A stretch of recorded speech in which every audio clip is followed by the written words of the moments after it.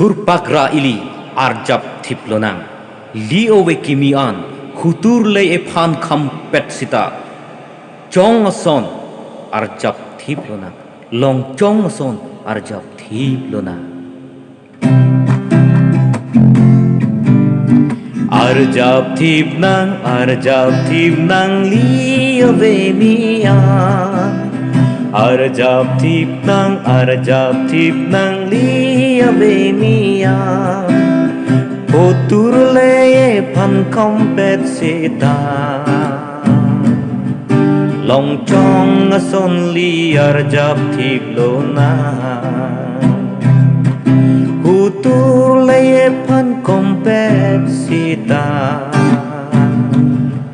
long chong ason li arjab thiplonang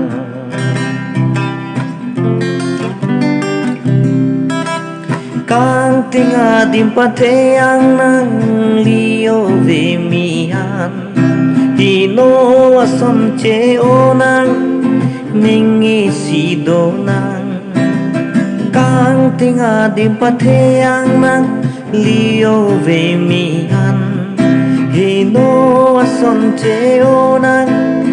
ningi sidonang nang takarbi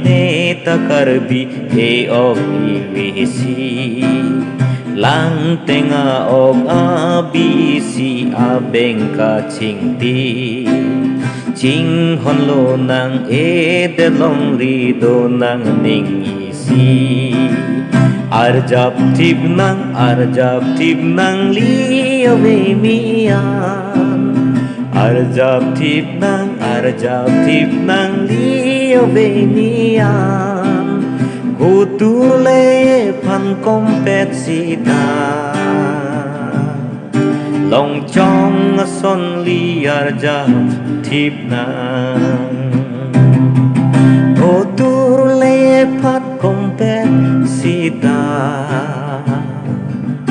long chong ason li arjab thipnang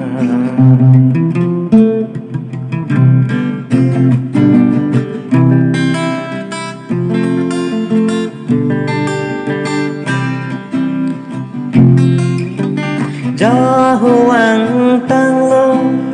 hutur okso kad bomri nono riso arjab thibranang do jahuang tanglo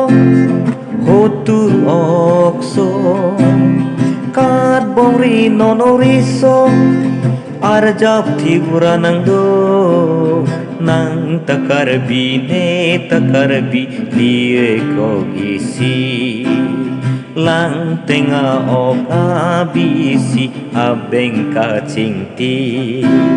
ching honlo nang e khailong ri do nang ning isi arjab thipnang liowe mian arjab thipnang liowe mian hutur le ephan kham pet sita long chong ason li arjab thiplonang arjab thipnang liowe mian